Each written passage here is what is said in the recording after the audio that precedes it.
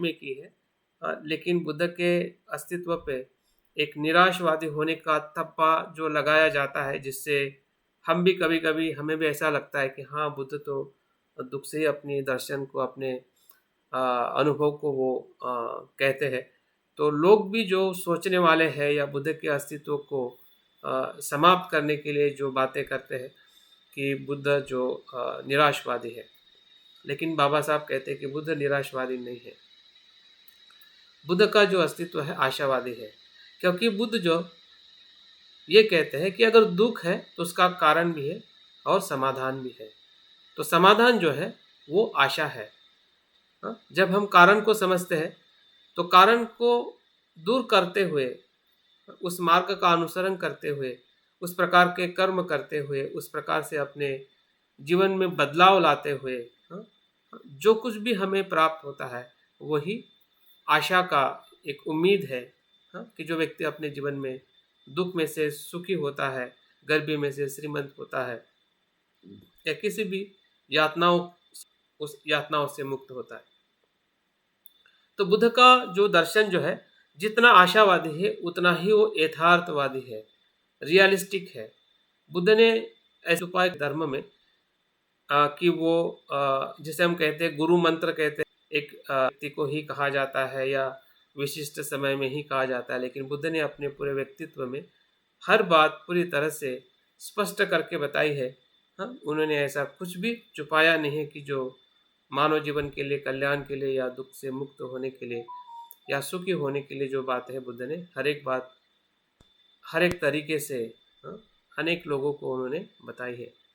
तो इस प्रकार से बुद्ध के इस भ्रम को हमें समझना पड़ेगा कि लोग भले उन्हें निराशवादी कहते हैं, और हमें भी कहीं ना कहीं जब हम भीतर दुख को देखते हैं तो हमें भी लगता है कि क्या हम निराशा की तरफ तो नहीं जा रहे। लेकिन निराशा को या दुख को अनुभव करने का मतलब ये है कि दुख से मुक्त होना है। उदाहरण के तौर पे अगर हम देखते हैं कि जब हमें कोई शरीर में वेदना होती है, तो वो वेदना ही हमें डॉक्टर के पास लेके जाती है उस वेदना से मुक्त होने के लिए। तो वेदना का जब एहसास हमें होता है, तो वही एक सुख के तरफ ले जाने का मार्ग बन जाता है। तो वो वे बुद्ध है जो हमें उस दुख से बाहर लाते हैं। तो निराशवादा इससे विपरीत होती है कि अगर आप दुखी है तो आप दुख में ही रहेंगे, आप दुख से बाहर नहीं आ सकते। उसे निराशवादी कहते हैं। तो बुद्ध ऐसे नहीं है। बुद्ध ऐसे नहीं है, और इस भ्रांति से हमने अपने आप को या लोगों को भी हमने बाहर निकालने का प्रयास करना चाहिए। तो फिर बाबा साहब ने अपने बुद्ध एंड इस धम्मा में 4 आर्य सत्य का, जिस प्रकार से धम्म चक्र प्रवर्तन सूत्र में और पूरे विश्व की पहली शिक्षा का स्वीकार किया जाता है कि बुद्ध ने 4 आर्य सत्य की बात की, तो बाबा साहब ने बुद्ध एंड इस धम्मा में उसी ही धम्म चक्र प्रवर्तन को उसी प्रकार से प्रस्तुत क्यों नहीं किया। बाबा साहब ने धम्म चक्र प्रवर्तन की बुद्ध की देशनाओं में 3 प्रकार से बाबा साहब ने देशना का वर्णन क्यों? क्योंकि बुद्ध जो बाबा साहब जो ग्रंथ लिख रहे थे, वो आज के परिप्रेक्ष्य में और आज के जो बौद्ध होने वाले हैं उसका समग्र दृष्टिकोण सामने रखते हुए बाबा साहब ग्रंथ लिख रहे थे। वो कोई एक पारंपरिक रूप में या एक विशिष्ट परंपरा को बताने के लिए या बुद्ध की विशिष्ट बात बताने के लिए बाबा साहब ने ग्रंथ की रचना नहीं की है। क्योंकि बुद्ध के बाद आधुनिक जगत तक बौद्ध धर्म के इतने सारे विभिन्न जो हिस्से हुए थे या दर्शन में अलग अलग जो मान्यताएं हो रही थी, तो उसमें सही अर्थ में जो एक निचोड़ है, बाबा साहब अपने इस धम्म चक्र प्रवर्तन के माध्यम से वो हमें बताना चाहते थे कि बुद्ध की धम्म चक्र प्रवर्तन क्या है। तो बाबा साहब उसमें सबसे पहले जो बताते हैं पंचशील की बात करते हैं। धम्म चक्र प्रवर्तन का अगर हम टेक्स्ट पढ़ते हैं, उनका जो प्रकरण पढ़ते हैं, तो उसमें पढ़ के मुझे भी थोड़ा आश्चर्य लगा कि सभी जगह पे 4 आर्य सत्य की बात करके बुद्ध की पहली प्रथम धम्म देशना को हमें पढ़ने को सुनने को मिलता है। लेकिन बाबा साहब ने बहुत ही उसको एक आज के परिप्रेक्ष्य में यह बुद्ध की पूरी शिक्षा का एक प्रथम देशना के रूप में बाबा साहब ने उसमें रखा है। तो पंचशील जो बताए गए हैं बाबा साहब के उस ग्रंथ में, वो उपासक उपासिकों के उपदेश या उनके जीवन के लिए दर्शाया गया है कि पंचशील ये ऐसा आचरण है, ऐसी बुद्ध की शिक्षा है, ये ऐसा बुद्ध का उपदेश है कि जिससे उपासक उपासिका अपने जीवन में सुखी, संपन्न, समृद्ध और आनंदित हो सकते हैं या होने के लिए बुद्ध की शिक्षा है। दूसरा जो आगे बाबा साहब बात करते हैं कि भिक्षु भिक्षुणी के लिए आर्यष्टांगिक मार्ग के बारे में बुद्ध उसमें बाबा साहब वर्णन करते हैं कि जो भी भिक्षु है, भिक्षुणी है, जो गृह त्याग करते हुए जो बुद्ध की शिक्षा का अनुसरण करते हैं, उसके लिए बुद्ध ने जो आर्यष्टांगिक मार्ग जो है, उसमें 4 आर्य सत्य भी आ जाता है। हाँ, बुद्ध ने आर्यष्टांगिक मार्ग को उपदेश के रूप में कहा है। आगे और बाबा साहब उसी प्रकरण में और आगे बात करते कि 10 पारमिता की, और ये 10 पारमिता जो बोधिसत्व का आदर्श है, जो गृहस्थी जीवन में रहते हुए भी गृहस्थी जीवन से वो मुक्त होकर अनासक्ति से अपने जीवन का समर्पण करते हैं, ऐसे बोधिसत्व 10 पारमिता का अपने जीवन में आचरण करते हुए वो बुद्ध की शिक्षा का अनुभव करते हैं। तो ये जो समाज में जो उपासक उपासिका, भिक्षु भिक्षुणी और बोधिसत्व के अलग अलग जो साधक है, उस साधक के रूप में बाबा साहब ने बुद्ध के धम्मचक्र प्रवर्तन सूत्र को उसमें वर्णन किया है। तो हम देखते हैं कि बाबा साहब ने जो बुद्ध की जो निराशावादी जो जिस पे लेबल लगा था कि बुद्ध ने सिर्फ भिक्षुओं के लिए या सिर्फ दुख की बात की है, हाँ, इससे इस बात को बाबा साहब बुद्ध की उस शिक्षा को नकारते हुए कि बुद्ध ने जो बात की है वो आशावाद की है और सभी के लिए की है, फिर उपासक उपासिका हो, भिक्षु भिक्षुणी हो या बोधिसत्व के रूप में जो बौद्ध आचार्य हो, सभी के लिए बुद्ध की शिक्षा कैसे है, उपयोगी है और वो आशावादी है, न कि वो निराशावादी है। तो इस प्रकार से इस भ्रम से हम अपने आप को या औरों को भी हम मुक्त कर सकते हैं। आगे बढ़ते हुए अगर हम बात करते हैं कि बुद्ध के प्रति और एक संभ्रम अक्सर हमें पढ़ने में सुनने में आता है कि क्या बुद्ध महिलाओं के समानता के पुरस्कर्ता थे।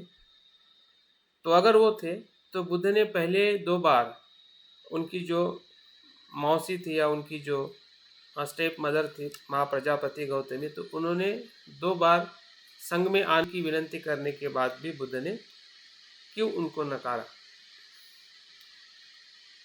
तो ये भी भ्रम कहीं ना कहीं बुद्ध के प्रति जो मुझे अनुभव हुआ है, पता नहीं आप लोगों को या और सभी को ऐसा संभ्रम या गलत धारणा हो या ना हो, लेकिन ये अक्सर जब हम बुद्ध को समानता के, स्त्री पुरुष के समानता के रूप में हम उनको देखते हैं, तो ये जो घटना कहीं ना कहीं हमारे मन में एक भ्रम निर्माण करती है। अगर उसके प्रति अगर हम स्पष्ट नहीं है, जब मैं स्पष्ट नहीं था तब निश्चित इस बात के प्रति भी मुझे लग रहा था कि बुद्ध ने ऐसा क्यों किया होगा, क्या इसके प्रति हमारी कुछ स्पष्टता है कि जिसके कारण हम संतुष्ट हो सकते हैं और हमें सही उसकी जानकारी मिलते हुए हम बुद्ध के समानतावादी दृष्टि को हम पूरी तरह से स्वीकार कर सकते हैं। तो ऐसा पढ़ने में आता है कि 2 बार बुद्ध ने माँ प्रजापति गौतमी की विनती को नकारा। उसका कारण बहुत ही सामाजिक और व्यवहारिक कारण था। ऐसा कहते हैं कि पहली बार जब बुद्ध जो है कपिलवस्तु जाते हैं और उसके बाद माँ प्रजापति गौतमी उन्हें विनती करती कि मैं भी संघ में आना चाहती हूँ। तो बुद्ध समझ जाते हैं कि ये इसकी सिर्फ जो भावना है एक ऊपरी भावना है, मतलब गहरी भीतर से आई हुई भावना नहीं है, सिर्फ वो अपने एक प्रेम के कारण, हाँ, कि मेरा पुत्र इतना बड़ा हुआ है या महिलाओं के लिए भी संघ में स्थान मिलना चाहिए। और वो सिद्धार्थ बुद्ध से जब वो विनंती करती है तो बुद्ध कहते हैं कि अभी उचित समय नहीं है। दोबारा फिर से एक बार जब बुद्ध जो है उनके पिता के शुद्धोधन की मृत्यु के बाद जब वो फिर से कपिलवस्तु जाते हैं, तब भी उनका मृत्यु होने के कारण जो उनको वियोग का जो दुख होता है, एक खालीपन होता है, उस भाव के कारण वो फिर से बुद्ध को विनंती करती है। और बुद्ध तब भी उनको नकारते हैं कि यह समय उचित नहीं है, क्योंकि बुद्ध जानते हैं कि पहला कारण एक एक व्यवहारिक रूप का कारण होता है, ये दूसरा कारण एक मानसिक रूप का कारण होता है कि उसकी जो सोच जो है वो अभी भी परिपक्व नहीं है, जिसके कारण वो भिक्षुनी बन के आगे वो बढ़ सकते हैं। और तीसरी बार जब बुद्ध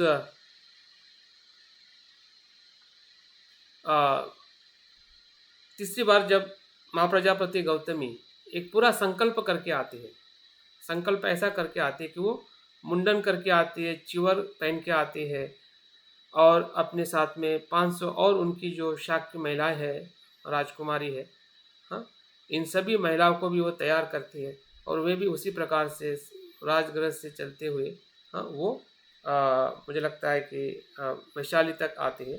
और वहाँ पर भी जब बुद्ध से वो मिलने आती है और आनंद उसको आते हुए देखता है तो उसके पूरे पैर में रक्त हो जाता है, क्योंकि वो पैदल बिना चप्पल पहन के आती है। तो वो उसका जो कमिटमेंट और उसकी जो श्रद्धा उस समय जो थी, क्योंकि भिक्षु का जीवन इतना विशेषता, जब हम महिला की बात करते हैं उस समय और आज के समय में भी इतना सरल नहीं है कि जो अपने जीवन को वो पूरी तरह से समर्पित करते हुए उस प्रकार से वो जीवन का नियम और कठोर नियम को अनुसरण कर सके। लेकिन वो अपने उस कृति से दर्शाते हैं कि मैं अभी पूरी तरह से बुद्ध की शिष्या बनने के लिए मैं पूरी तरह से तैयार हूँ। और उसके बाद जब आनंद उस परिस्थिति को जानते समझते हैं और आनंद बुद्ध के समीप जाकर वो संवाद करते हैं, और उनका जो तर्क जो होता है आनंद का प्रश्न पूछने का, उसमें ही बुद्ध जो है उसे नकार नहीं सकते हैं। तो आनंद एक ही प्रश्न करते हैं कि तथागत आप मुझे बताइए, ये जो बुद्धत्व है या निर्वाण प्राप्त क्या सिर्फ पुरुष ही कर सकते हैं, महिला नहीं? तो बुद्ध का जवाब होता है कि आनंद ऐसा नहीं है। जिस प्रकार से पुरुष निर्वाण बुद्धत्व को प्राप्त कर सकती है, वैसे ही महिला भी कर सकती है। तो बस उसी बात को लेके बुद्ध तैयार हो जाते हैं कि भगवंत, आनंद बोलते हैं कि अगर आप कह रहे हैं कि महिला भी प्राप्त कर सकती है, तो आपकी जो माता है, जिन्होंने आपका लालन पालन पोषण किया है, आपके जन्मदाता माता के बाद, तो वे और उनके जो अन्य जो महिलाएं जो भिक्षुनी बनने के लिए आई है, तो क्या आप उनको दीक्षित करके क्या संघ की स्थापना करोगे या उनको प्रवेश दिलाओगे? तब बुद्ध कहते हैं, बिल्कुल आनंद, मैं जो कह रहा हूँ या आपने जो मुझे बताया है कि वे इस प्रकार से संघ प्रवेश करने के लिए या अपने अस्तित्व को बुद्धत्व प्राप्त करने के लिए समर्पित करने के लिए आई है, तो निश्चित ही है मैं या ये संघ जो है उनको भी इस धम्म में प्रवेश करने के लिए अनुमति देता है। तो बुद्ध का ये जो महिलाओं को संघ प्रवेश कराना, तर्क समय का जो संकल्प था, ये दोनों उस समय पूरे थे। 227 होते हैं उसमें और 8 प्रकार के जो नियम जो है महिलाओं के लिए, अनेक उनके डिसिप्लिन के लिए, उनके जीवन को और नियंत्रित करने के लिए बुद्ध 8 प्रकार के अतिरिक्त नियम बताते हुए उनकी दीक्षा कराते हैं। वे भिक्षुनी संघ की स्थापना की जाती है। और आगे बुद्ध ये भी बताते हैं कि भिक्षुनी संघ का आने के कारण ये संघ का जो भविष्य जो है, जो 1000 साल तक अरंत का अस्तित्व रहने वाला था, जबकि अ, महिला का संघ आने के कारण ये 500 वर्ष तक ही रहेगा। तो ये बुद्ध का जो अ, समानता का जो दृष्टिकोण है, और जो आने वाला जो भविष्य भी जो बुद्ध जानते थे कि ऐसा होने से क्या होगा। हाँ, तो ये बात हमें ये दर्शाता है कि बुद्ध जितने समानतावादी थे उतने ही वो यथार्थवादी थे, कि वो जानते थे कि कोई भी चीज़ जब निर्माण होती है, स्थापित होती है, उसके समाज में और संघ में उसका जो भुगतान है निश्चित ही समय के साथ में उसे भरना पड़ेगा, और वैसा होते हुए हमें दिखाई देता है। लेकिन हमें इस बात का निश्चित ही सम्मान करना चाहिए कि बुद्ध ऐसे पहले व्यक्ति थे जिन्होंने ऐसे विपरीत परिस्थिति में महिलाओं को भी वो उचित अधिकार दिया, और अधिकार की जो घोषणा करने वाली जो उनकी माता माँ प्रजापति गौतमी को भी हमने पुण्यानुमोदन करना चाहिए कि उस महिला के कारण ही, अपनी आवाज़ बुलंद करने के कारण ही बुद्ध को अपनी बात के साथ उन्हें अनुमति देनी पड़ी। तो इस प्रकार से बुद्ध की जो महिला के प्रति जो समानता जो थी, हमें थेरी गाथा में विस्तृत वर्णन के रूप में मिलती है। थेरी गाथा इस प्रकार का महिलाओं का दर्शन है। महिला जो अरंत हुई है, तो उनके हर एक भाव में बुद्ध के प्रति कृतज्ञता अभिव्यक्त होती है, क्योंकि महिला ऐसे ऐसे परिस्थिति से संघ में आकर जो अनंत पद प्राप्ति की थी या परम सुख को प्राप्त की थी, उनको पता था कि समाज में, संसार में, परिवार में उनके लिए कितनी यातना भरी जिंदगी थी या उनका जीवन था। उस जीवन को उन्होंने छोड़ने के बाद, बुद्ध के सहवास में आने के बाद, धम्म के संपर्क में आने के बाद, वो कितना श्रेष्ठ जीवन अपने चित्त से, अपने कर्म से वो जी पाई थी, उसका सुंदर ऐसा वर्णन हमें थेरी गाथाओं में पूरी तरह से मिलता है, जिससे हमें बुद्ध का जो महिला के प्रति जो प्रतिभाव था या उनका जो दर्शन था, वो पूरी तरह से एक मनुष्य के रूप ताका था। इसको हम पूरी तरह से स्वीकार कर सकते हैं। और आगे अगर हम बुद्ध के बारे में जो समझ में आता है, और एक भ्रम निर्माण होता है कि क्या बुद्ध चमत्कार दिखाते थे और क्यों और कैसे। क्या बुद्ध ने कभी चमत्कार दिखाया है? चमत्कार को बुद्ध ने स्वीकार किया है अपने संग में या अपने जीवन में? तो इसके प्रति भी जब हम कुछ घटनाएं जब हम शुद्ध पिटक में पढ़ते हैं या विनय पिटक में पढ़ते हैं, या ऐसी जो कहानी कथाएं जब हमें बौद्ध धर्म में सुनने को मिलती है, तो कहीं ना कहीं हमें, क्योंकि सब बातें बुद्ध के वचनों से ही आई हुई है, तो निश्चित ही है बुद्ध स्वयं उसके बारे में क्या कहते हैं या क्या करते थे। तो ये प्रश्न भी एक निश्चित रूप में हमारे मन में निर्माण होता है कि ये क्या था, सही में ऐसा था, नहीं था। तो कुछ बातें हमें ऐसी दिखाई देती है कि हाँ, बुद्ध जो है चमत्कार करते थे। अभी चमत्कार का यहाँ पे दो मतलब होता है। चमत्कार दो उद्देश्य से किया जाता है, कि लोगों को गुमराह करने के लिए और लोगों को सन्मार्ग पर लाने के लिए। ये चमत्कार एक प्रकार की ऐसी रुद्धि बल है, ऐसी मन की जो शक्ति है, जिस शक्ति से इंसान अपने अस्तित्व को वो कहीं गुना बढ़ा सकता है। फिर वो ऊपर उठना हो या हवा में चलना हो, पानी में चलना हो, ये चीज़ें कोई मतलब सिर्फ सुनी सुनाई बात नहीं है, लेकिन उसका लोग गलत तरीके से उसका प्रचार प्रसार करते हैं, या लोगों को वो शक्ति नहीं होने के बाद में भी होने का एहसास दिलाते हैं, या अगर किसके पास में वो शक्ति है तो उसका गलत इस्तेमाल भी करते हैं।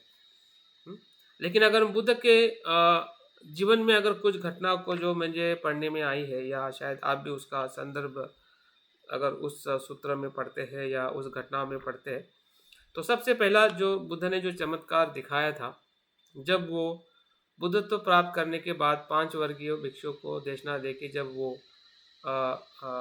राजगृह की तरफ निकलते हैं और राजगृह की तरफ जो गया काश्यप, नदी काश्यप और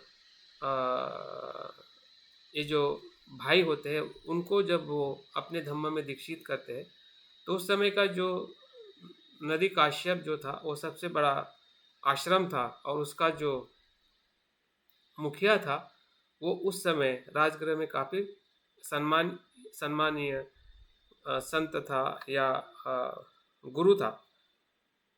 जब वो बुद्ध का शिष्य बन जाता है, बुद्ध का अनुसरण करता है और वो बुद्ध के साथ में वो सभा में बैठा रहता है और बिंबिसार राजा वहाँ पे आते हैं। बिंबिसार राजा के मन में एक प्रश्न निर्माण होता है कि बुद्ध उसका शिष्य है या गया काश्यप का, या गया काश्यप बुद्ध का शिष्य है। तो ये मन में जब बिंबिसार के मन में प्रश्न निर्माण होता है, तो बुद्ध जो है वो इस प्रकार से वो चमत्कार वहाँ पे दिखाते हैं, कि बुद्ध ही उनके गुरु है, नहीं कि गया काश्यप बुद्ध के गुरु है। तो वहाँ से वो इसलिए बताते क्योंकि जो बिंबिसार के मन में जो भ्रम निर्माण होता है, एक अस्पष्टता होती है कि कौन किसका गुरु है, कौन किसका शिष्य है, उस भ्रम से बाहर लाने के लिए बिंबिसार को श्रद्धावान बनाने के लिए, क्योंकि बिंबिसार और सिद्धार्थ का एक संवाद हमें पता है कि जब वो गृह त्याग करते हैं तो वो वचन देते हैं कि जब वो बुद्ध बनेंगे तब वो राजगृह में आके बिंबिसार को शिक्षा या धम्म का अनुभव कराएंगे। तो वो उसी के लिए बुद्ध के पास वो आते हैं जब उनको पता चलता है कि बुद्ध जो है वो राजगृह में विराजमान कर रहे। लेकिन जब वो गया काश्यप के साथ जब बुद्ध को देखते हैं तो वो संभ्रमित हो जाते हैं कि कौन किसका गुरु है, और संभ्रम से बाहर लाने के लिए वहाँ पे विशिष्ट प्रकार का चमत्कार बुद्ध जो है उस सभा में दिखा के बिंबिसार के भ्रम को समाप्त करते हैं। और एक दूसरा उदाहरण हमें मिलता है कि बुद्ध जो है जब वो अपने पिता से मिलने कपिलवस्तु जाते हैं, और कपिलवस्तु जाने के बाद उनके पिताजी जो है पुत्र के प्रति पूरी तरह से अश्रद्धावान होते हैं। किसी भी प्रकार से उनके मन में अपने पुत्र के प्रति श्रद्धा नहीं होती कि सही में वो बुद्ध हुए हैं। वो अपने पुत्रों को एक पुत्र के रूप में ही देखते हैं। उनको लगता है कि मेरा पुत्र है। बुद्ध के रूप में देखना उनके लिए बहुत ही क्या कहते हैं, असामान्य हो जाता है। वो स्वीकार ही नहीं कर पाते हैं कि बुद्ध हुए मेरा पुत्र बुद्ध हुआ है। तब बुद्ध जो है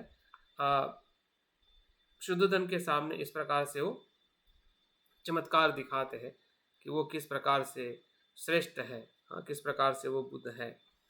तो जिससे शुद्धोधन के चित्त में श्रद्धा निर्माण होती है और वो बुद्ध के वो अनुयायी बन जाते हैं और वहाँ पे उनको श्रोतापन्न की प्राप्ति होती है। अगर हम थोड़ा और आगे कुछ घटना को देखते हैं कि एक नंद की भी घटना है कि जब नंद ध्यान में प्रवेश करता है तो उसकी जो प्रेयसी है उसको याद आती है। तो बुद्ध चित्त बल से उनके मन को देख लेता है कि वो ध्यान में वो किस बात को देख रहा है, और वहाँ पे उसके मन में जाके बुद्ध जो है उसके ध्यान के अनुभव को वो पूरी तरह से परिवर्तित करने के लिए वो मदद करते हैं। और एक उदाहरण हमें दिखाई देता है कि अपनी माता जो महामाया का जो मृत्यु होने के बाद में जो उनका पुनर्जन्म जो है वो तुषित लोक में होता है। वहाँ पे जाके बुद्ध जो है अभिधम्म की शिक्षा, जो हमें सभी को पता है कि जो चित्त के बारे में ये सूक्ष्म शिक्षा जो है अपनी माता को देने के लिए वो अब देवलोक में जाते हैं। तो ये बुद्ध के जो ऐसे उदाहरण हमें पढ़ने सुनने को आते हैं तो हमें कभी कभी संभ्रम निर्माण होता है कि ये सब चमत्कारिक बात है। लेकिन वो चमत्कारिक बातें क्या, उसका वजूद क्या है, क्या वो हमें संभ्रम निर्माण करने वाली है या हम गलत धारणा से उसे देख रहे हैं। लेकिन अगर उसका हम तत्व देखते हैं और बुद्ध के अस्तित्व को जब हम अभ्यास करते हैं कि बुद्ध के पास 10 प्रकार के बल होते हैं और उस 10 प्रकार के बल के भीतर इन सभी जो बातों का जो उल्लेख या वर्णन हमें कहीं न कहीं पढ़ने को मिलता है और हमारा मन संभ्रमित हो सकता है, संभ्रमित हो जाता है। हाँ, तो उससे हमें समझने का प्रयास करना चाहिए कि बुद्ध का ऐसा चमत्कार दिखाना ये कोई किसी व्यक्ति को या किसी समाज को या किसी अस्तित्व को गुमराह करने का तत्व उसमें भी दिखाई नहीं देता है, बल्कि जो मन के भीतर या ध्यान से जो प्राप्त होने वाली जो विद्या है, बल है, हाँ, उसका सही उपयोग करने का उनका जो तत्व जो है वो उनके चमत्कारों में दिखाई देता है।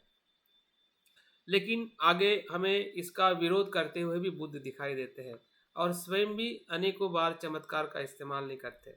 तो पहला जब वो अपने शिष्यों को एक प्रसंग आता है कि उनके शिष्य भी इसमें पारंगत होते हैं। एक शिष्य जब जो जैन भिक्षु के साथ में उनकी एक शर्त रखते हैं कि ऊपर जो लटका हुआ जो पात्र जो है, वो जो उसको जो छुएगा, हाँ, वही श्रेष्ठ है या उसी की बात हमने माननी चाहिए।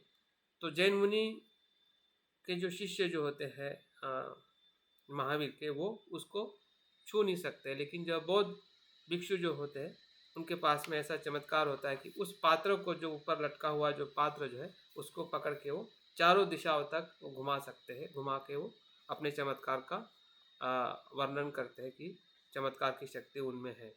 ये जब बात बुद्ध को पता चलती है तो अपने शिष्यों को वो फटकारते हैं कि आपने इस प्रकार से अपनी प्रतिष्ठा को बताने के लिए या अपनी शक्ति को प्रदर्शन करने के लिए ये शक्तियाँ नहीं है, बल्कि इस शक्तियों से हमने अपने भीतर का जो आध्यात्मिक विकास है, हाँ, या आध्यात्मिक जो अनुभव जो है बुद्धत्व के अनुभव के लिए इस शक्ति का हमने इस्तेमाल करना चाहिए। हाँ, और बुद्ध और एक प्रसंग में हमें वर्णन मिलता है कि जब बुद्ध और दूसरा और एक जो चमत्कारी व्यक्ति जब दो प्रवास एक किनारे से दूसरे किनारे या नदी का प्रवास करने के लिए उनके शिष्य के साथ में जा रहे रहते हैं, तो उस समय जो जिसमें रद्दी बल होता है, जो दूसरे संप्रदाय का व्यक्ति होता है, वो उड़कर एक किनारे से दूसरे किनारे पे चला जाता है। तो तब ये देख के बुद्ध के साथ में जो दूसरे जो अनुयायी होते हैं वो बुद्ध से प्रश्न करते हैं कि तथागत आप में भी तो इतना बल है, तो आप भी क्यों या हम सभी क्यों नहीं इस बल का इस्तेमाल करके हम इस किनारे से दूसरे किनारे क्यों नहीं जाते हैं। तब बुद्ध कहते हैं कि इस किनारे से वहाँ पे जाने की जो अगर हम मूल्य लगाते हैं तो 10 रुपया 15 रुपया हो सकता है, तो क्यों हम हमारे उस बल का 10 रुपये के लिए इस्तेमाल करें। वो जो मूर्ख जो उड़ के गया है वो अपने इतने श्रेष्ठ शक्ति का उन्होंने सिर्फ दुरुपयोग किया है। हमारे पास में भी बल है, हम भी जा सकते हैं, लेकिन हम 10 रुपये के लिए उसका क्यों इस्तेमाल करें। वो हमने उस शक्ति का इस्तेमाल हमने अपने आध्यात्मिक विकास के लिए या लोगों के हित और कल्याण के लिए करना चाहिए। हाँ, ये भी हमें बुद्ध के वचनों में ही हमें मिलता है। तो इस प्रकार से बुद्ध चमत्कार करते थे क्योंकि वो उनका व्यक्तित्व ही ऐसा था कि वो चित्त को जानते थे, अपने शरीर के अलग अलग रूप बना सकते थे, मानसिक रूप बना सकते थे। वो अपने शरीर से अग्नि है, पानी है, जो चमत्कार के रूप में लोग जो लोगों को गुमराह करते हैं, इन सभी तत्वों को बुद्ध के अस्तित्व में एक उनका एक सामान्य एक उनका बल है या पात्रता है कि जो बुद्ध के अस्तित्व में आती ही है, लेकिन वो कैसे और क्यों किस प्रकार से उपयोग करते हैं इसके तरफ अगर हम उसको देखते हैं और ऐसी घटनाओं को जब हम उस प्रकार से चिंतन करते हैं तो निश्चित ही है इस बात से इस भ्रम से हम दूर हो सकते हैं अपने लिए और औरों के लिए भी, ताकि हम बुद्ध के इस महाबल को सही तरीके से उसका हम स्वीकार कर सकें। आगे और एक संभ्रम बुद्ध के प्रति निर्माण होता है। बाबा साहब के वचनों में भी इसका जिक्र आता है। क्या बुद्ध ने सिर्फ हिंसा अहिंसा का ही संदेश दिया है? क्या बुद्ध का कोई सामाजिक शिक्षा का संदेश नहीं है? ये भी बुद्ध के प्रति एक गलत धारणाएं जो निर्माण हो चुके हैं कि बुद्ध सिर्फ अहिंसा की बात करते हैं या हिंसा नहीं करने की बात करते हैं। हाँ, हाँ, लेकिन बुद्ध की जो सामाजिक शिक्षा है, हाँ, उसके बारे में लोग बात नहीं करते। तो बुद्ध की इस बात को बाबा साहब पूरी तरह से खारिज करते हैं। हम्म, बुद्ध ने भले अहिंसा का संदेश दिया है, बुद्ध की शिक्षा अहिंसा की है, लेकिन अहिंसा ये शब्द जो है ये बौद्ध परंपरा का नहीं, ये जैन परंपरा का है। लेकिन इस शब्द से बुद्ध को परोसा जाता है, कहा जाता है, और उससे बुद्ध की जो अहिंसा के तत्व को वो पूरी तरह से बुद्ध के नाम पे चढ़ाया जाता है, जबकि बुद्ध जो है करुणावादी थे। हाँ, प्रज्ञावादी थे, न कि अहिंसावादी। और उसमें व्यक्ति और समाज दोनों को संतुलित करने की शिक्षा है, बुद्ध की शिक्षा है। न कि सिर्फ व्यक्ति को और ना कि सिर्फ समाज को। और इसलिए बाबा साहब ने जो बुद्ध में देखा है, वो बुद्ध को एक सामाजिक क्रांति के रूप में देखा है। सिर्फ देखा ही नहीं है, बुद्ध के हर एक अस्तित्व में उनका अगर गृह त्याग का भी या कारण देखते हैं तो बाबा साहब ने उसी बात पे ज़्यादा जोर दिया है कि दो व्यक्ति के, दो समाज के बीच में, दो गुटों के बीच में जो हिंसा होने वाली थी, उस हिंसा को ही उन्होंने अहिंसा में या शांति में परिवर्तित किया था।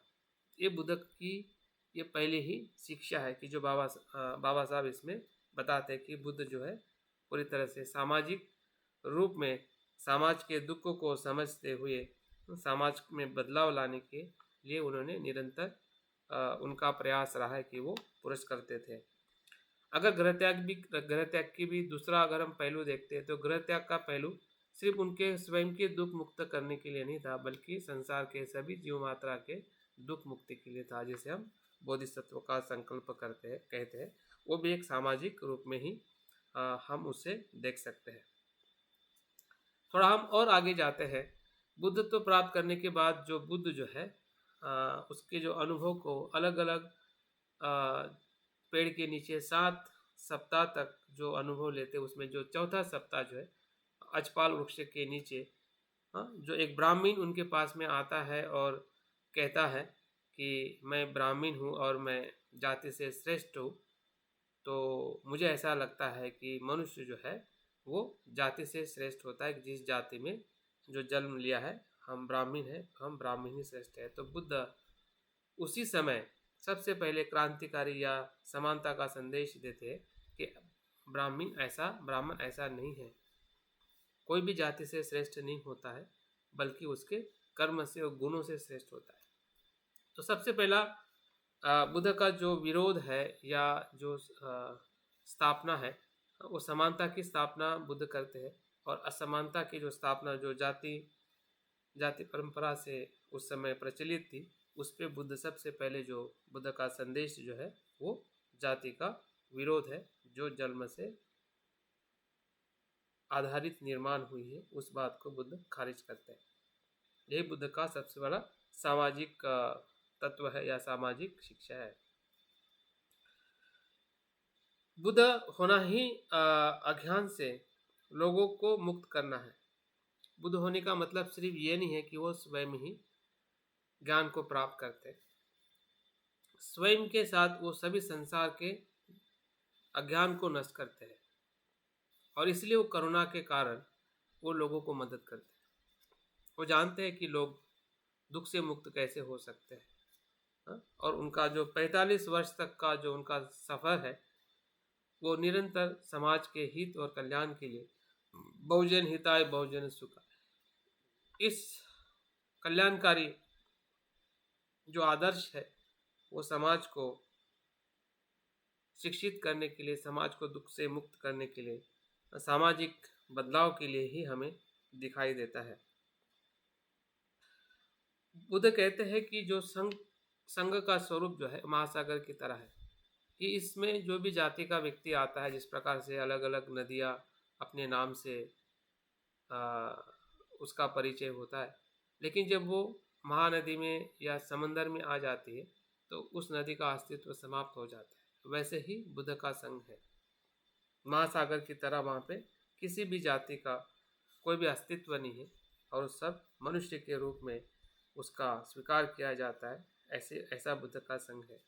बुद्ध जो स्त्री पुरुष की समानता हमें पूरी तरह से दिखाई देती है। सिगालवाद सूत्रों को अगर हम पढ़ते हैं तो पारिवारिक जीवन में भी बुद्ध की शिक्षा कितनी अनुकूल है कि बुद्ध बताते हैं कि पारिवारिक जीवन में, या महामंगल सूत्रों को भी अगर हम अध्ययन करते हैं तो उससे भी पता चलता है कि बुद्ध की शिक्षा मनुष्य के सिर्फ आध्यात्मिक सुख के लिए नहीं बल्कि पारिवारिक जीवन के लिए ही महत्वपूर्ण है। इतना ही नहीं, बुद्ध की शिक्षा आर्थिक उन्नति के लिए भी है। बुद्ध ने कभी भी गरीबी का स्वीकार नहीं किया है, क्योंकि वो जानते थे गरीबी जो है ये दुख का कारण है, और उस दुख को दूर करने के लिए जो हमारी आर्थिकता जो है, जो सम्यक आजीविका से हमें उसका उचित पालन करना है, जिससे उस अर्थ से हम अपने जीवन का, अपने परिवार का हम आजीविका कर सके, उसका पालन पोषण कर सके। इस आर्थिक विकास के तौर पर भी बुद्ध की शिक्षा बहुत महत्वपूर्ण है। अगर हम अष्टांगिक मार्ग के 5वें अंग को देखते हैं, सम आजीविका, तो वो वही दर्शाती है कि सम आजीविका ऐसी होनी चाहिए कि जिसमें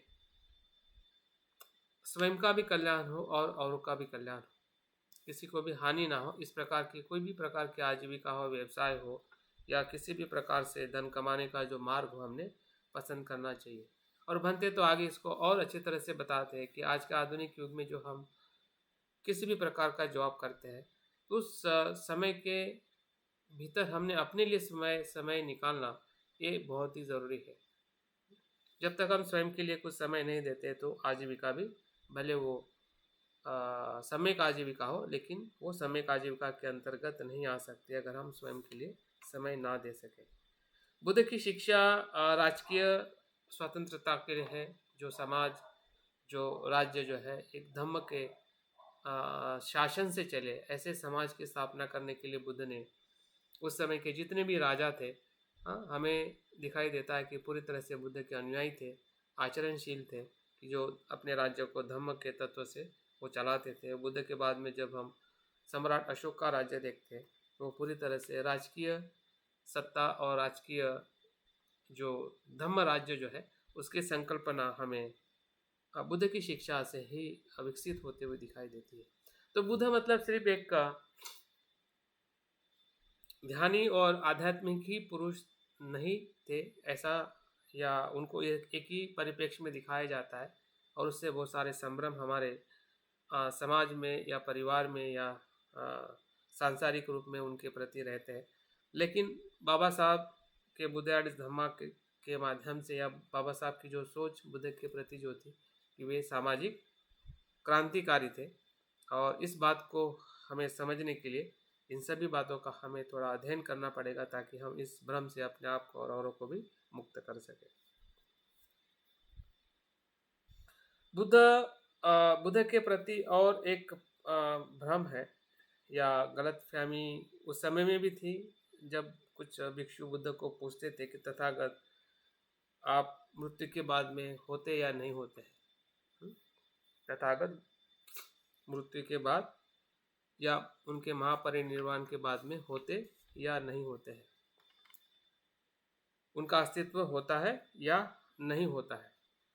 अगर हम होता है इस बात को देखते हैं तो इसका मतलब यह है कि बुद्ध ने बुद्धत्व ही प्राप्त नहीं किया है। होने का मतलब क्या है कि उनकी इच्छा बाकी है या ज्ञान बाकी है, तो होने का तो सवाल ही नहीं होता है। हाँ, कि अगर उनका होना अगर हम मानते हैं, तथागत होते हैं, इसका मतलब उन्होंने उस ज्ञान को ही प्राप्त नहीं किया जिस ज्ञान से होना समाप्त हो जाता है। अगर नहीं होता है तो ए बी एक्सट्रीम को हम इसलिए नहीं मान सकते क्योंकि वो बुद्ध बाद में भी होते हैं उनके धम्म के रूप में, या उनका जो अस्तित्व जो है सत्य के रूप में हमेशा रहते हैं। कि बुद्ध जो है जन्म और मृत्यु के दोनों द्वंद्व से पर की अवस्था है, इसलिए उनको हम ऐसा भी नहीं कह सकते कि वो होते हैं सामान्य तौर पे जो हम मनुष्य सोचते हैं, या वो नहीं होते हैं इस संदर्भ में भी उसको हम देख नहीं सकते। लेकिन ये संभ्रम हमेशा हमारे मन में होता है, और इसलिए बुद्ध के अस्तित्व को स्वीकार करने के लिए बुद्ध की जो करुणा है वही हमारे साथ में हमेशा जुड़ी रहती है, और उसको हम प्रमाणित भी कर सकते हैं कि बुद्ध होते हैं जब हम ध्यान करते हैं तब हमें होने का एहसास होता है कि बुद्ध होते हैं। जब हम स्वयं वर्तमान में जागरूक हो जाते हैं, जब हम स्वयं ही कुछ अपने भीतर में जो बुद्धत्व का अनुभव करते हैं, तो हमें तुरंत पता होता है कि बुद्ध होते हैं। इस अर्थ से बुद्ध होते हैं। हाँ, इस अर्थ से नहीं कि वो उन्होंने संसार के चक्रों के साथ में वो जुड़े हुए बुद्ध नहीं होते हैं।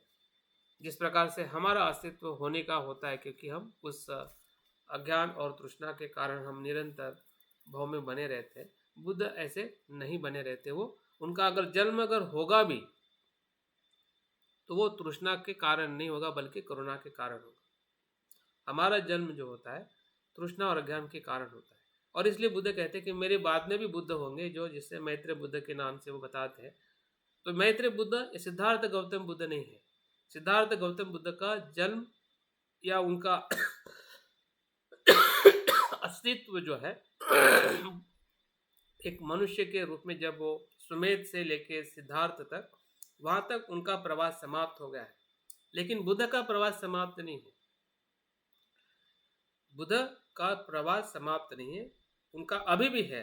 अभी जिसे हम सिद्धार्थ गौतम बुद्ध कहते हैं, उनका प्रवास अभी भी है, इस क्षण में भी है, क्योंकि वही बुद्ध कंटिन्यू है।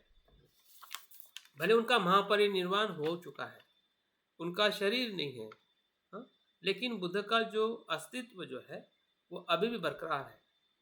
जब वो लुप्त होगा या लोग भूल जाएंगे, तो फिर से ऐसे नए जो बोधिसत्व के रूप में जो मैत्रेय बुद्ध का अस्तित्व जो बताया जाता है, तो बुद्ध भूतकाल में भी होते हैं, वर्तमान में भी होते हैं और भविष्य में भी होते हैं। तो इस अर्थ से हमने उस भ्रम से बाहर आना चाहिए कि बुद्ध को हमने किसी द्वंद्व में होना नहीं होना, इससे हमें थोड़ा ऊपर उठ के देखना चाहिए। और उसका परीक्षण करना बहुत ही सरल है। जब हम बुद्ध के गुणों के संपर्क में आते हैं, तो बुद्ध का होने का एहसास हमें अपने आप हो जाता है। हाँ, अभी हम दो मुद्दे पे आगे हम बात करेंगे, और हमें समय के अनुसार हमारा, मुझे लगता है कि जो बात हम समझना चाहते हैं उस बात को हम पूर्ण कर सकते हैं। ये भी प्रश्न जो है बाबा साहब ने ही रखा हुआ है कि बुद्ध मार्गदाता है या मोक्षदाता है।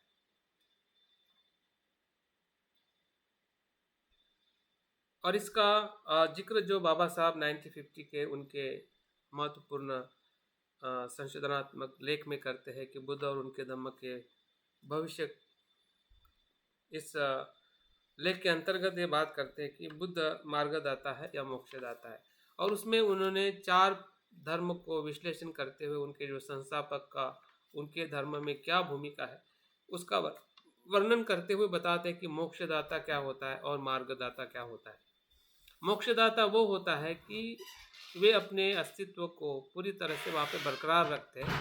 जब तक आप उसके अस्तित्व को पूरी तरह से ग्रह स्वीकार नहीं करेंगे, या विदाउट प्रश्न जब तक उसको आप स्वीकार नहीं करोगे, तब तक आपका मोक्ष जो है, या आपका परम सुख है, या आपकी मुक्ति जो है, संभव नहीं है। तो उन्होंने बहुत ही स्पष्ट रूप में बताया है कि एक क्रिश्चियन धर्म है, उसका जो संस्थापक एक यीशु ख्रिस्त के तौर पे हम देखते हैं, तो वो अपने आप को ईश्वर का आखिरी जो पुत्र के रूप में, सन ऑफ द गॉड, उनका जो अस्तित्व बताया जाता है कि जब तक सन ऑफ गॉड को आप स्वीकार नहीं करते, तब तक आप विमुक्ति का या मोक्ष का अनुभव नहीं कर सकते। इस प्रकार से मोक्षदाता का वर्णन बाबा साहब वहाँ पे करते हैं। जब हम इस्लाम धर्म की बात करते हैं, उनके संस्थापक को हम देखते हैं कि वे अपने आप को भगवान का आखिरी दूत के तौर पे, पैगंबर के तौर पे प्रस्तुत करते हैं कि जब तक पैगंबर को आप स्वीकार नहीं करते हैं, या उस पर अगर आप किसी प्रकार का प्रश्न नहीं करते हैं, हाँ, तभी जाके आपको जन्नत या आपको मोक्ष मिल सकता है। आगे हिंदू धर्म की जब बाबा साहब बात करते हैं, तो ऐसा कोई इसका संस्थापक नहीं होने के बाद में भी वो कृष्ण को वहाँ पे संस्थापक के रूप में बताते हैं कि कृष्ण क्या बात करता है कि मैं भगवान का भगवान हूँ, गॉड ऑफ द गॉड, मेरे सिवाय ना कुछ हिलता है ना चलता है, हाँ? मेरे कारण ही सभी को मोक्ष मिल सकता है। जब तक आप मुझे स्वीकार नहीं करोगे, तब तक आप मोक्ष को या विमुक्ति को प्राप्त नहीं करोगे। लेकिन जब बुद्ध के बारे में बाबा साहब बात करते हैं, तो बाबा साहब ये बात करते हैं कि बुद्ध जो है अपने आप को एक माता-पिता के पुत्र के रूप में स्वीकार करते हैं। धम्म में बुद्ध का वो अस्तित्व है कि वो एक मार्गदाता के रूप में, नहीं कि मोक्षदाता के रूप में। बुद्ध कहते हैं कि मैं मार्ग दिखा सकता हूँ कि ये मोक्ष का मार्ग है, ये विमुक्ति का मार्ग है, ये निर्वाण का मार्ग है, लेकिन चलना तो आपको स्वयं है। और आप कभी भी मेरी बात को भी आप इसलिए स्वीकार मत करिए कि वो बुद्ध की बात है। बुद्ध ने भी अपने लिए वो स्वतंत्रता स्वीकार करने के लिए रखी है। हाँ, क्योंकि वो जानते थे कि सत्य हमेशा सत्य होता है और हर मनुष्य अपने तर्क से, अपने अनुभव से ही सत्य की खोज करता है, नहीं कि किसी के औरों के अनुभव से।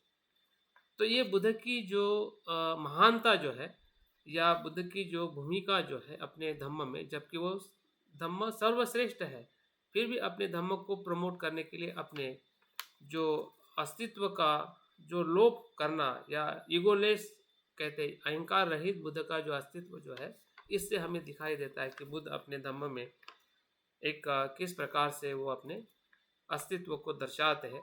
और वही हमारे आचरण का दर्शन है जब हम बुद्ध के अस्तित्व को स्वीकार करते कि बुद्ध मोक्षदाता नहीं है, बल्कि वो मार्गदाता है। तो इस तौर से हमने इस भ्रम से अपने आप को निकालना चाहिए कि बुद्ध को हम किस प्रकार से देखते हैं, लोग किस प्रकार से उसे मानते हैं। और इसी के कारण इस भ्रम के कारण ही बुद्ध को जो विष्णु का जो 9वां या 10वां अवतार के रूप में भी इसको स्वीकार किया जाता है कि जब बुद्ध के प्रति जब संभ्रम फैलाया जाता है कि बुद्ध भी विष्णु का अवतार है, या हिंदू परंपराओं से उसको देखा जाता है। हाँ, तो इसी ही दर्शन के कारण बुद्ध को विष्णु के अवतार के रूप में उसको स्वीकार किया जाता है। हाँ, क्योंकि वे भी विष्णु के अवतार है, जिस प्रकार से बाकी सभी उनके जो राम है, कृष्ण है, वो सभी ईश्वर के अवतार है, उसी प्रकार से बुद्ध भी उनके अवतार इस रूप में उसको देखा जाता है। लेकिन इस भ्रम से हमें बाहर आना है, जिस प्रकार से बाबा साहब ने 22 प्रतिज्ञा में कहा है कि बुद्ध का विष्णु का अवतार मानना, ये संभ्रमित प्रचार प्रसार है। इसका मैं नकारता हूँ, इसका मैं अनुसरण नहीं करूँगा, ऐसे प्रतिज्ञा लेता हूँ। तो ये बात इसलिए है क्योंकि उससे बुद्ध के पूरे जो उनका जो वैज्ञानिक अस्तित्व है या एक मानवतावादी अस्तित्व जो है, वो पूरी तरह से समाप्त हो जाता है कि जब उसको हम एक विष्णु के रूप में, एक ईश्वरवादी के रूप में जिसको हम स्वीकार करते हैं।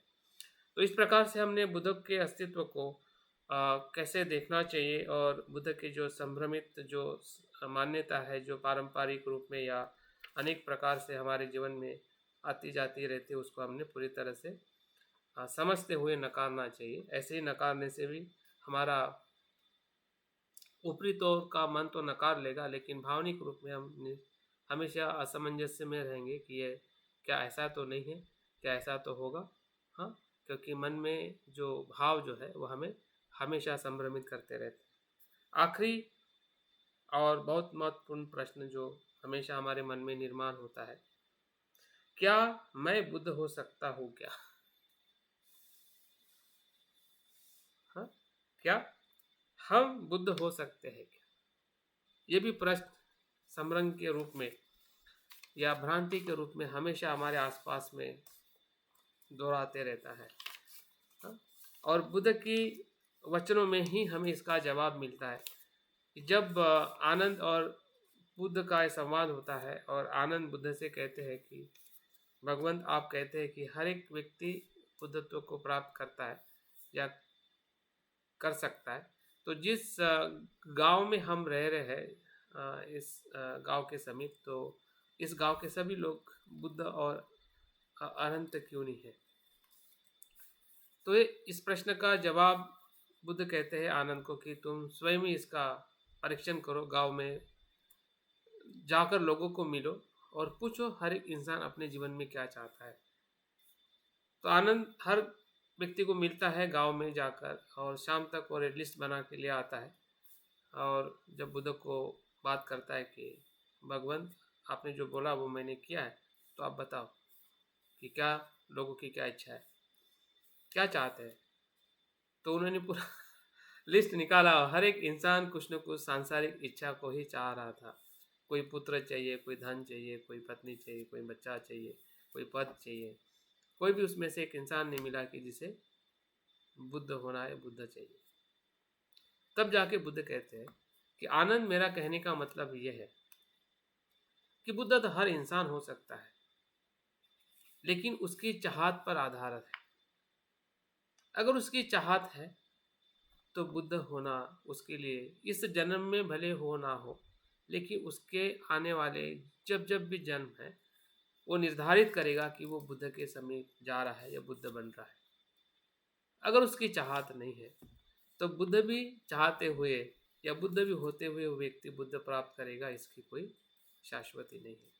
तो ये भ्रम से हमने पूरी तरह से अपने आप पर छोड़ देना चाहिए कि मेरे भीतर वो क्षमता है।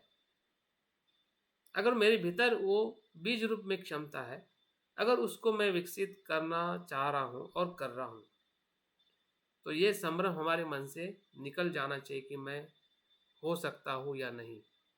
बिल्कुल हो सकते हैं। कितना होंगे, कब होंगे, वो आपके प्रयत्न पे छोड़ दीजिए, कितना समय हमारे पास में है। हाँ, क्योंकि मृत्यु तो क्षण में भी आ सकता है, कल भी आ सकता है, या 60, 70, 80 साल में भी आ सकता है। अगर उतना समय हमें मिल रहा है, मिलेगा और हम प्रयास करते रहेंगे, तो निश्चित ही है कि उस क्षमता का हम अपने भीतर विकास करेंगे। हाँ, तो ये भ्रम जो है, ये सबसे खतरनाक भ्रम है बाकी सभी भ्रमों से। बाकी भ्रम तो फिर भी ये बाहर से या हमारे परंपराओं से या लोगों के धारणाओं से आए हुए हैं, जो घटनाओं से हो या गलत प्रचार प्रसार करने से हो, या कोई गुट या कुछ समूह गुमराह करता है, अच्छी बातों को अप्रचार करता है। लेकिन फिर भी जो सबसे बड़ा भ्रम जो है वो स्वयं के बुद्ध नहीं होने का भ्रम है। अगर वो भ्रम से अगर हम पर हो जाते हैं तो बाकी ये सभी भ्रम जो है हमारे आसपास में भी आकर वो परिवर्तित हो जाएंगे। हमारे पास में वो पूरी तरह से आने के पहले ही शुद्ध हो जाएंगे, क्योंकि हमें अपने बुद्ध होने की क्षमता पे अगर विश्वास है, हाँ, कि जो बुद्ध ने स्वयं जो अपने जीवन में अनेक जन्मों तक किया, हाँ, अनेक जन्मों तक किया, और इस जन्म में उन्होंने उस संबोधि को, ज्ञान को प्राप्त किया, जैसे हम बुद्धत्व कहते हैं। और ये कोई सिर्फ बौद्धों की विरासत नहीं है, संसार के हर एक मनुष्य की विरासत है। बुद्ध ने सिर्फ बौद्धों अपने अनुयायी को ही नहीं कहा, संसार के सभी जीव मात्रा की वो क्षमता है कि वो ज्ञान को प्राप्त कर सकते हैं। जीवन को जैसा है वैसा देखने की क्षमता जो है हर एक मनुष्य में है। लेकिन मनुष्य में या मनुष्य योनि में पूरी संभावना है, जबकि अन्य योनि में वो संभावना नहीं के बराबर है। तो हमें जो मनुष्य जन्म मिला है, इसलिए बुद्ध कहते हैं कि मनुष्य का जन्म जो है बहुत ही दुर्मिळ है, बड़े मुश्किल से हमें जीवन योनि मिली है। तो इसमें ही 100% शक्यता है कि इंसान बुद्ध हो सकता है, मनुष्य बुद्ध हो सकता है। तो इस प्रकार से अगर हम बुद्धत्व को या बुद्धत्व के आदर्श को स्पष्ट करने के लिए जो भी भ्रांतियाँ अभी तक हमने, मुझे लगता है कि करीबन ये 10 12 प्रकार की भ्रांतियाँ हैं, जिस भ्रांतियों को हमने बुद्ध के गर्भ प्रवेश से लेकर गृह त्याग है, या बुद्ध का गुरु है, या किस परंपरा से बुद्ध बिलोंग करते हैं, बुद्ध ईश्वर है या मानव है, या बुद्ध आशावादी है, निराशावादी है, बुद्ध महिलाओं के समानता के पुरस्कार करते हैं या नहीं है, बुद्ध का चमत्कार करना योग्य है या अयोग्य है, या बुद्ध की शिक्षा सिर्फ अहिंसा की है या सामाजिक है, या बुद्ध के महापरिनिर्वाण के बाद बुद्ध होते या नहीं होते हैं, या बुद्ध मार्गदाता है या मोक्षदाता है। इन सभी में जो आखिरी जो मुद्दा जो है, क्या मैं बुद्ध हो सकता हूँ क्या, इसके प्रति संभ्रम होना, यही सबसे बड़ी विचिकित्सा है। और इस विचिकित्सा से हमें बाहर आते हुए अगर हम अपने चिंतन को, अपने ध्यान को, अपने आचरण को अगर हम आगे बढ़ाते हैं, तो बाकी सभी संभ्रम नहीं के बराबर है। अन्यथा बाकी संभ्रम अपनी जगह ले लेते हैं। जब हमें अपने आप पे ही अगर क्षमता नहीं है, तो यह संभ्रम आना और हमें संभ्रमित करना उसका वो स्वभाव है, और हम संभ्रमित हो सकते हैं। अन्यथा हम संभ्रमित नहीं हो सकते, भले कितने भी संभ्रम हमारे आसपास में लोग अफवाहें फैलाते रहे, बातें करते रहे, लेकिन हम उस बात को पूरी तरह से नकार सकते हैं, उसका विरोध कर सकते हैं, उसके प्रति हम लोगों को सजग कर सकते हैं कि बुद्ध का अस्तित्व जो है शुद्ध है सभी मानव जाति के लिए। तो बहुत बहुत धन्यवाद आप लोगों ने जो आज जो बाकी रहे हुए जो गलतफहमियां हैं बुद्ध के प्रति, मतलब हमारे ही प्रति है कि हम बुद्ध होने का जो हमें जो अवरोध होता है, वही भ्रांतियाँ है, वो अलग अलग पहलुओं से हमारे सामने आती है। लेकिन अगर हम स्वयं में अगर बुद्ध होने का संकल्प किए हैं और उसमें अगर विश्वास है तो सब भ्रांतियाँ अपने आप में दूर होने वाली है। तो सभी से बहुत बहुत आशा करते कि हम सभी बुद्ध के मार्ग पर चले और बुद्ध होने का एहसास के साथ हम एक दूसरे को मदद करें। जय भीम, नमो बुद्धाय। बहुत बहुत पुण्यानुमोदन सर, आभार आपका बहुत बहुत आभार, धन्यवाद, पुण्यमोदन कि आपने तथागत गौतम बुद्ध और हमसे जुड़ी हुई जो भी ये भ्रांतियां हैं उनको दूर करने का प्रयास किया। तो मैं क्या कोई क्वेश्चन लेने? नहीं, आभार विधि करिए, क्वेश्चन को थोड़ा नेक्स्ट टाइम में रख सकते हैं। जी, तो जिसमें समय हो चुका है इस वजह से कोई क्वेश्चन हम ले नहीं पा रहे हैं, तो नेक्स्ट क्लास में इसको रखा जाएगा। और तो एक बार पुनः मित्रों का भी धन्यवाद करूंगा कि वो इस वर्ग में जुड़े, और जो तक भी हमारे निरंतर बौद्ध में ये एक परंपरा है कि कार्यक्रम के आखिर में एक आभार विधि हम लेते हैं। तो मैं अपने आदरणीय धर्माचार्य विमल प्रिय जी से अनुरोध करूंगा कि वो विमल प्रिय जी। बहुत बहुत धन्यवाद। बहुत ही अच्छा प्रवचन चल रहा है और मुझे बहुत अच्छा लगा। व्यक्तिगत रूप से मैं बहुत आभार व्यक्त करता हूँ मंजू कुमार जी का। और इसमें मैं थोड़ा सा अपनी तरफ से मुझे जो लगता है मैं थोड़ा एडिंग करना चाहूंगा। बिल्कुल बिल्कुल। तो वो कोई विशेष एडिंग नहीं है, वो जैसे हमारी सत्काय दिट्टी होती है, विचिकित्सा, शीलवर, परम, ये तीन बंधन जो होते हैं जिससे श्रोतापन की अवस्था हम प्राप्त करते हैं।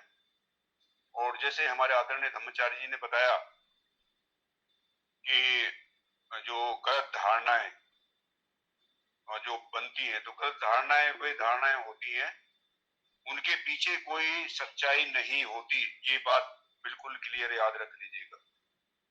धारणा कोई सी भी बनाई जाती है मन से, हमारे मन से, उसके पीछे कोई सत्यता नहीं होती। जैसे हम जाति को लेकर के ही बहुत सारी धारणा बना के चलते हैं, ये इस जाति का है, ये उस वर्ग का है, उस क्षेत्र का है।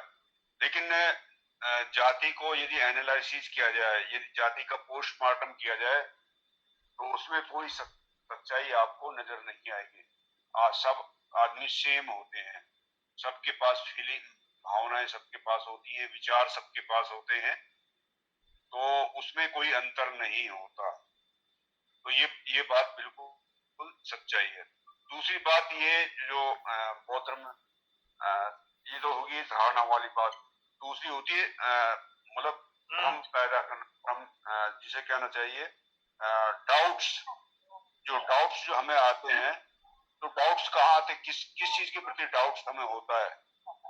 तो डाउट्स को हम ऐसे देख सकते हैं